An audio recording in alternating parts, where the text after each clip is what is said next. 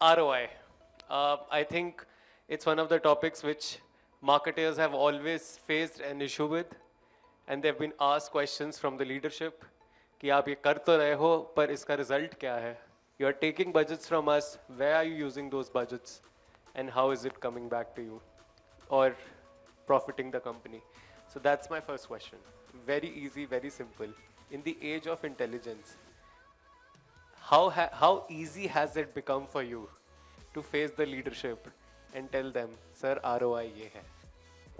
Not easy for sure, right? So AI is more complicated because the overall, right, you have now one more channel to track, which is your chatbot through which you are generating good amount of conversations and then overall. But like in short, right, so we have moved more from channel level ROI to user level and trip level, so to say, matrices.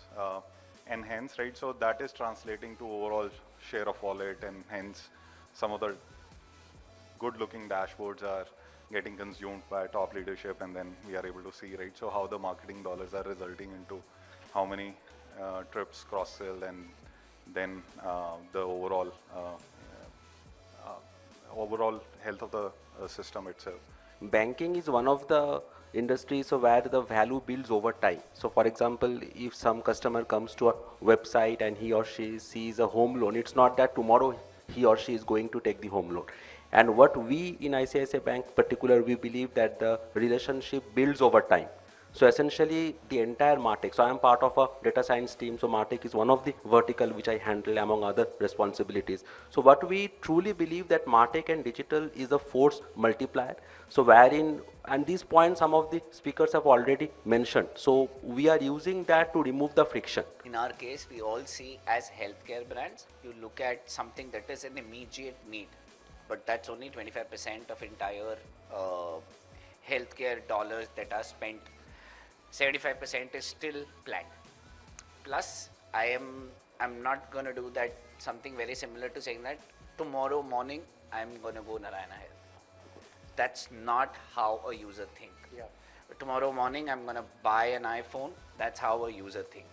So you are under so much of stress while you are making a transaction or giving your money to a healthcare organization. I have been in this area of data analytics, data sciences since late 90s. That's when data warehousing technology was introduced in the world for the first time.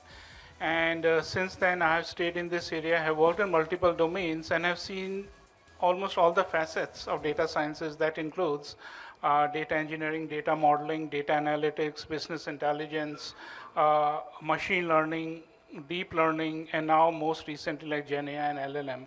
One thing that's common across everything here is basically data. Everything is centered around data.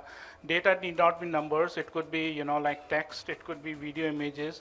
Earlier, started with data because everything had to be structured. But now when it comes to Gen AI and all that, the data could be simply textual. Simply, it could be a binary file and like all that. So now what I've seen is that, see, data was always there earlier, but in 1997, 1 terabyte would cost $300,000. Now 1 terabyte costs $30, $40. Pentium was not even there. Now you have got H100 CPUs, which have got 80 billion transistors. So all this processing and all this is improved. Because of that, you are able to collect a lot more data.